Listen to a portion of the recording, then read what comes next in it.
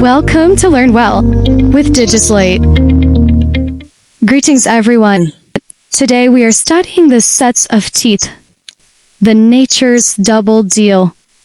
Let's start by defining teeth. Let's go. Teeth are a set of hard, bony animal coated structure in the jaws of most vertebrates, used for cutting, biting, chewing, and grinding.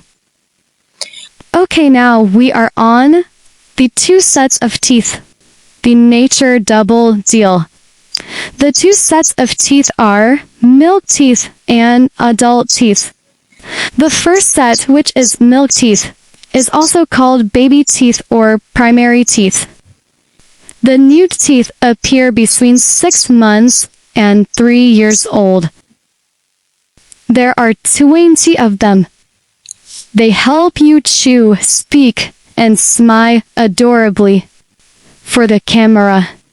Milk teeth could last up to 6 years and eventually fall out to make way for the adult teeth. This brings us to the second set of teeth, which is adult teeth. The adult teeth, also known as permanent teeth or secondary teeth, the adult teeth start showing up at age 6 and can keep arriving until your early 20s. Hello, wisdom teeth.